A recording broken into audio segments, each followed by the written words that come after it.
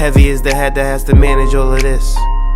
Hey everyone, welcome back to my channel. We're now incentivized to buy what we already buy. Fumbling through college had me building. I also got something done on the other side. And that was right around, I would say, May maybe, right before renewing the lease for this property. Welcome to the channel, Martha. Thank you for having me here. Oh, I was going to say, I am getting up in their names, I'll tell you what. Bills paid by other people, life was never this good. I had to step back, knowing that it's... Hey money team, welcome back to the channel. So today I'm actually going to give you a story about somebody who I am still trying to get an interview with. She's a girl that I know who is Filipino, came to Ohio on a work visa just to explore and really get to understand our culture, right? She's someone who has had to essentially work in hotels and restaurants in order to make ends meet, and we know how hard those jobs can be. But the thing that I wanted to get across is, you know, people always say that it's so difficult to get ahead in life. It's so difficult to do what you need to do. But honestly, today we're going to break down how it can be easy depending on what you allow in your life and how you structure your life, right? And no matter how you structure your life, we can still get ahead today. So let's get started. I have a Filipino migrant that I know. Won't say her name unless she decides to get on the show. But she's made over $20,000 in 18 months. So when I first came, I was about to say when I first came to America. When I first was able to get a job, I was 18 years of age. And within 10 months of working my first job as a delivery boy for Domino's, I was making about $10.50 an hour. I started off at $10 an hour, and I had gotten a raise to $10.50 an hour. After 10 months of working there, I was actually able to save up $10,000. And this was while I also bought a MacBook, which at the time was around $1,100 to $1,200. This was back in, I would say, 2015. And I bought the MacBook for my birthday, so that was probably June of 2016, actually. So with that being said, I had saved up my first $10,000, not including the MacBook purchase. That took me 10 months to do. Obviously, with inflation, she was probably making around $15 or $14 an hour, so just a little bit more. I was paying about $200 in rent every single month to my mom. However, she was probably paying around $300 to $400 a month in rent because she was splitting her utilities and her bills with two other people, actually three other people. So she was living in a 3-bedroom with four people, including herself. So her cost was about the same as mine, minus the fact that she had to buy her own groceries.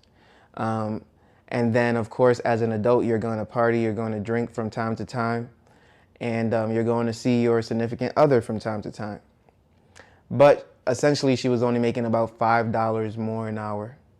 The benefit was she did get some overtime here and there, but obviously, as someone who's working in the hotel industry, you're not getting any bonuses, you're not getting any medical coverage. You really don't have health insurance or anything like that. So I remember she had to go and get her teeth cleaned, and that was like $2,000, $3,000. They were like hitting her over the head to do a teeth cleaning for her. It was insane. It was absolutely ridiculous. But I kind of understand because there was probably a lot of things wrong being in a foreign country and not getting proper treatment for your teeth for a long period of time. So what are a few things that she didn't do was she didn't go out and buy everything in the world, right? She did buy herself an Apple Watch because she really wanted it. And I think that was what, like $400, $500. Now, when you have an iPhone, you don't need the Apple Watch.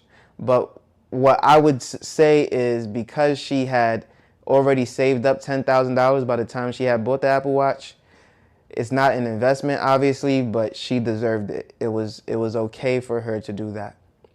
She is someone who is also sending money back home for her parents. Anyone who is a migrant or anyone who has family overseas, you understand what that structure looks like. And then, of course, she had to, she wasn't investing. So this is all saved money. This is all just simply saved money. She doesn't have a car, so she was walking to work. She got a place close to work, right? And she didn't necessarily travel too much except for tourist spots or tourism. So she would fly to Pennsylvania, she would fly to New York, she would fly to Colorado, but yet still able to save $20,000, which I am absolutely amazed by. So kudos to her. What are some things that you can do in order to get there now in your own life? So if you already have a vehicle, if you don't live close to your job, and your job pays you so much more than any job can close to you. I know people who have turned down consistent pay and consistent work because they didn't want to work in a restaurant. They didn't want to work in a hotel. They didn't want to drive Uber Eats or DoorDash or any type of work that would be considered something that is entry level, like house cleaning and things like that, right? Or mowing a lawn. And so you're going to look for jobs like car sales, or you're going to look for jobs in banks, things like that, to where you feel like you have some sort of prestige. Well, all I can say is those who were able to walk to work, you already cut out a third of what people spend their money on. In fact, people spend about 1 week's pay on their car these days right here in America. So if you have a paid off car, or if you have no car at all, you're far ahead of the game. I've had people come and have conversations with me sad that they had no credit whatsoever. And I said, well, you're still ahead of anyone who has credit card debt. So with that being said, you're still ahead of the game. Just because you have no credit doesn't mean you have a problem, right? Just because you have no car doesn't mean you have a problem. In fact, it might just mean you have less problems to worry about. And so this allowed her to save some money. You see, people think that they need things right away. And the problem with that needing things right away is that sometimes it can rush you into having to work that much harder to pay these things off, right? And so I don't want to get you into a position to where you have to work harder for things that you might not necessarily need in your life. You know, if my homes became a liability to me, I would not have them, right? I would get rid of them. I would sell them off so that I can not need to pay a mortgage, not need to pay property taxes, not need to pay this and that. And someone might say, well, the downside is that you'll pay rent.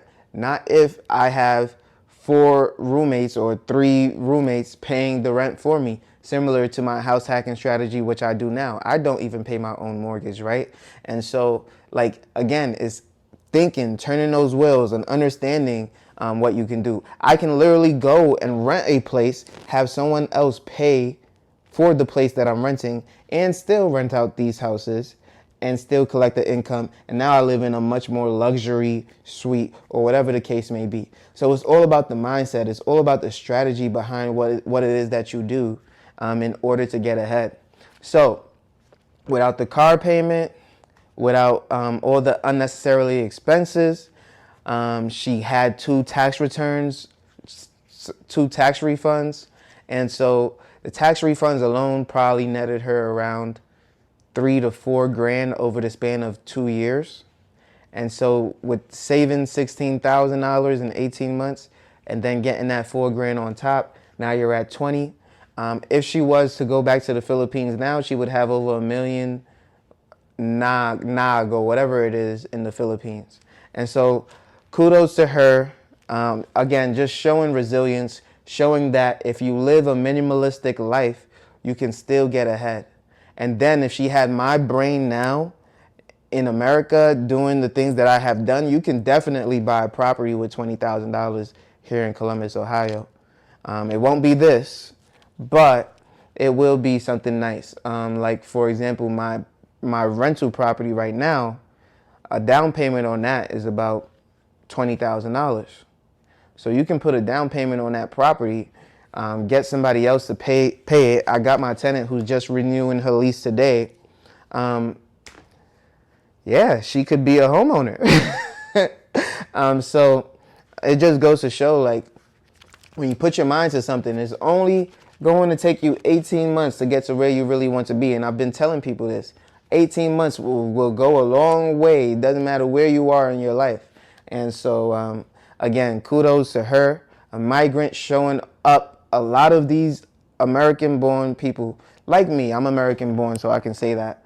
But I just want to let you all know that, listen, sometimes there are things that you need and there's things that are just holding you back.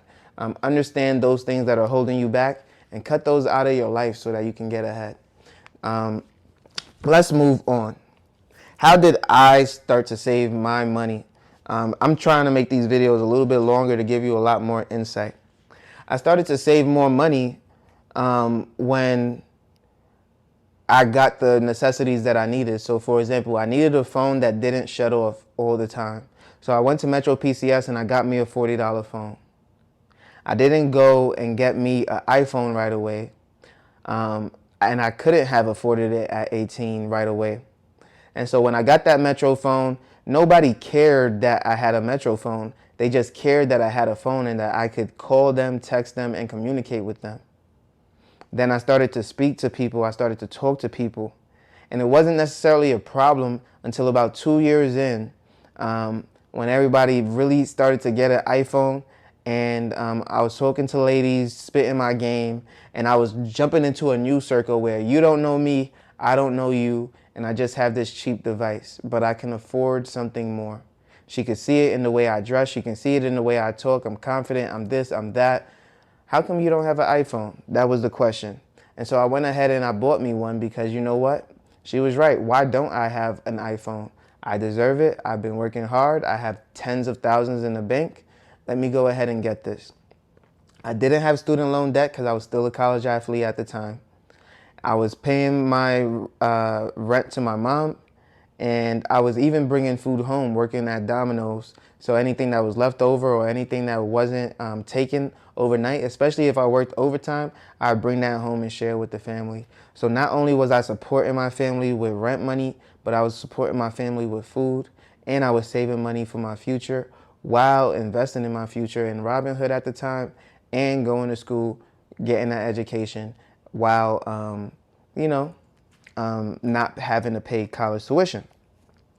So over the time, instead of taking a train, even though I had $10,000 in my bank account, even though I had all these things going for me, instead of taking a train and paying that $2 to get there and $2 to get back, I would walk to work. I would literally walk to work. And work was about 3 miles. So I would walk 3 miles to work. I would walk 3 miles to get back home every single day just to save $4, people.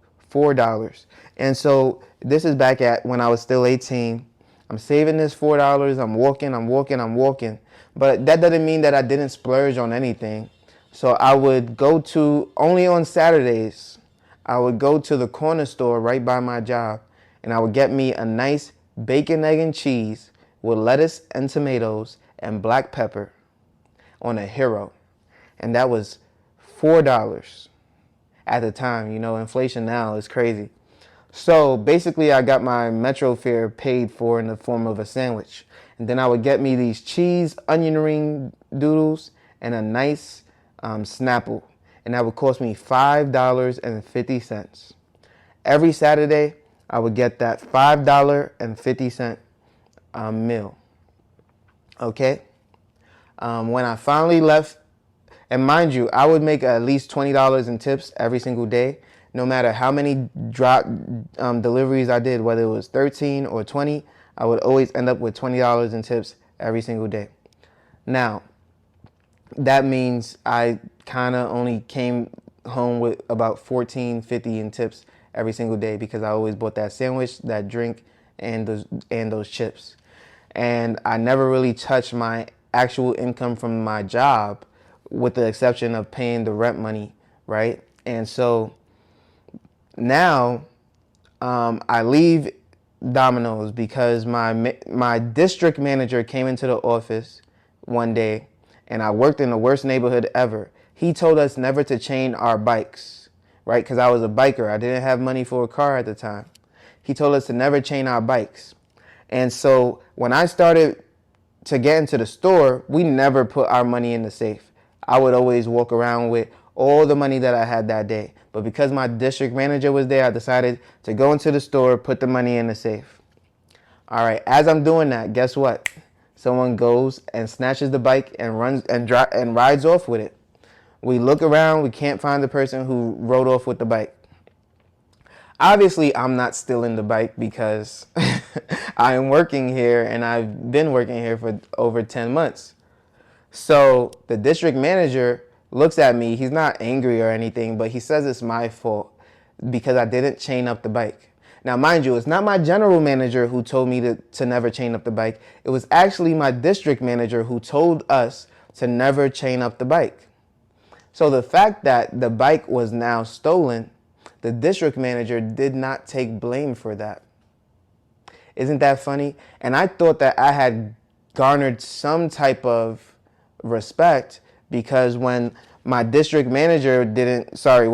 manager was on vacation and my managers didn't show up for work, I was the one letting my district manager know, hey, I'm here, I'm ready to work. The doors are not open. What can we do? Let's get some things going here. And he would come, he would open up the store, he would get another manager in, he would get this and that. And I just turned on a light for all of you who are now seeing it a little bit brighter. I just turned on a light. So, my district manager should have given me some praise. I'm saving the company tens of thousands of dollars in a day just for letting you know the store is not open. He wanted to make me a manager. And so it was just very shocking what the turn of events was. But let me tell you how I never got greedy. So when I ended up working in a homeless shelter, this was for a short period of time because the hours were absolutely brutal. I was still in school. I was still playing football. And the hours were ridiculous. Mind you, I was working 40 hours a week at Domino's, maybe 50 hours sometimes. But with the homeless shelter, doing 12-hour shifts, overnight shifts, it was ridiculous. I mean, waking up at, 7 p.m. to get to the work at 8 or 9 p.m. and then you don't leave until 9 a.m. the next day. And then sometimes I would have to go to school from the job, and I would have to be at school at 11, and then I wouldn't get off till 3. And this is on a Saturday, people. And then by the time I got home, I was absolutely exhausted because sometimes I think on the Fridays, I would have to go to work from school. And so when I got off of work, I had to go back to school, and then I would go home. So I hadn't seen my home since Friday morning until Saturday evening. That was really, really brutal on me. I mean, it was absolutely ridiculous. But this one older gentleman will always bring chicken to the store, to the job. And he would share it with his manager. He would share it with the other coworkers. And the manager that was managing me would say, oh, no, don't give him none. Ha, ha, ha, ha. Like a joke. And so I would grab my own little food, but I would never buy anything too extravagant or too fancy to kind of show up or show off anybody, right? I did my own little thing. I had my investments. I was definitely making more money than them in terms of investments, probably not at the job itself, but I wasn't there to show off. I wasn't there to buy big buckets of food to hoard to myself. No. I was there to just live my own life. I was there to get my money and get up out of there. I wasn't there to impress nobody. And guess what? That's what kept my packers fat, and that's what kept me pushing along and able to pay my college off later on down the line. So again, not feeding into the hype, not allowing people to get under your skin, just taking it and saying, you know what? I don't even care. You're not a bother, you're not a worry, you're not even a concern to me. And so when you start to have that understanding, when you start to have that mindset, you'll start to unlock a part of you that realizes that, hey, As long as I continue to save, as long as I continue to invest, I will have a better and a brighter future ahead. So if you like this video, make sure you leave a like, comment, and subscribe to the channel. You know I post every single day at 8 a.m. daily on YouTube and on Rumble, and I can't wait to see you on the next one. Peace.